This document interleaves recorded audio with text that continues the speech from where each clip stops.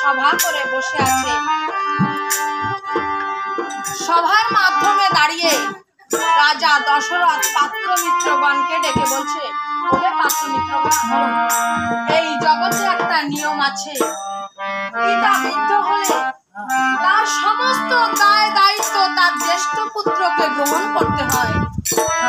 তাই আজ আমি বৃদ্ধ হয়ে গেছি, আজ আমি বুড়া হয়ে গেছি। তাই আমার মনের আশা, আমি আমার জ্যেষ্ঠ পুত্র রামচন্দ্রকে রাজা করে অযোধ্যা করাতে চাই। তোমরা কি বলো? খুবই ভালো হয়, খুব ভালো হয়।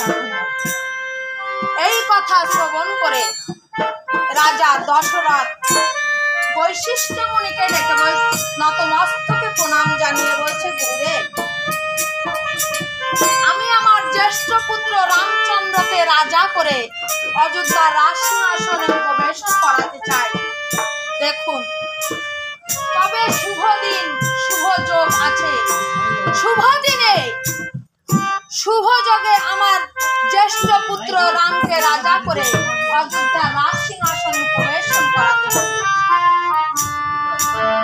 দশরথের এই কথা শ্রবণ করে বৈশিষ্ট্য মুনি বলছে, দশরথ,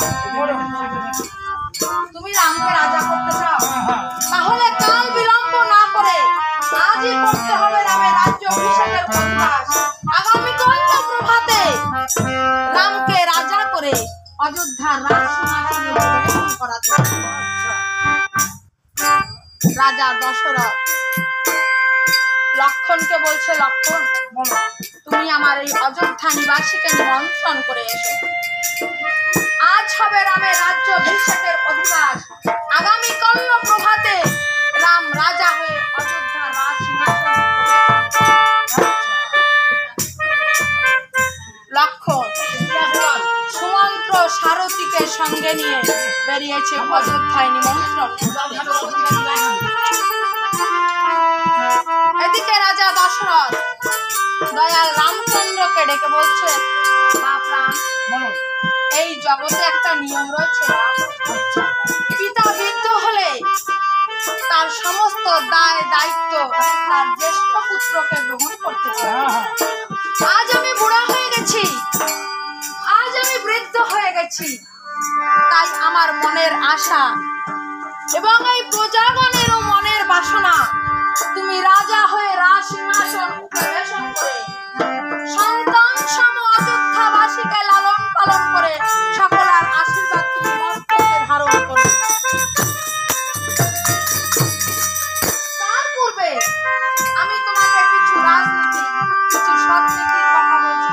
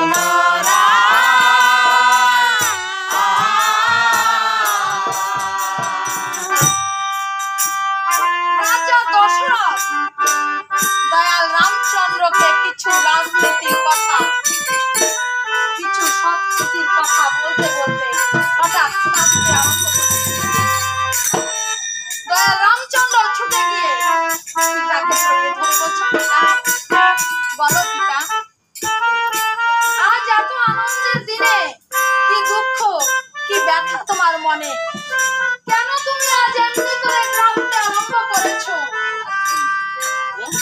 রাজা দশরথ বলছে, বাপ রাম, আমার সেই বিগত দিনের কথা মনে পড়ে গেছে। কোন দিনের কথা জানো? যেদিন আমি অন্ধমণির পুত্র সিন্ধুমণিকে সংহার করেছিলাম। অন্ধমণি আমাকে অভিসম্পাত করেছিল। সেই যে ব্রহ্মের অভিশাপ, সেই ব্রহ্ম অভিশাপ হতে আমি কিছুতেই নিষ্কৃতি পাবো না। রামচন্দ্র বলছে, পিতা, পিতা, পিতার জ্যেষ্ঠ পুত্রকে সমস্ত দায় দায়িত্ব যখন নিতে হয়, তাহলে দিন পিতা, সেই ব্রহ্ম হত্যা পাপের অভিশাপ আমাকে দিন।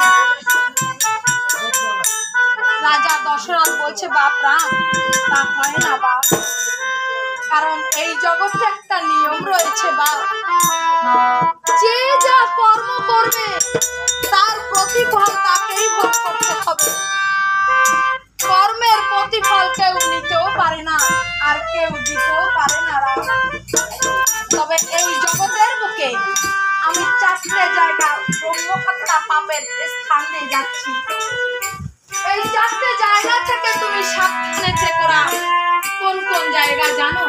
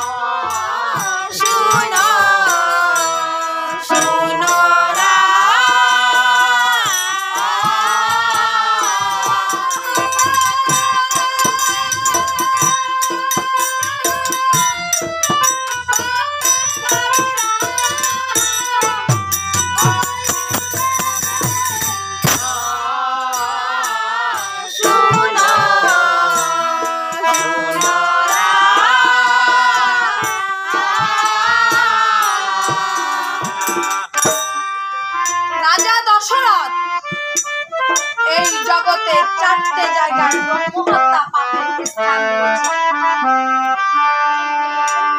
এদিকে অযোধ্যা নিবাসী যখন শ্রবণ করেছে তাদের প্রিয় রাম রাজা হতে চলেছে, তারা এক এক করে অযোধ্যার রাজবাটিতে উপস্থিত হয়েছে। আজ অযোধ্যার রাজবাটি দেখতে কেমন হয়েছে?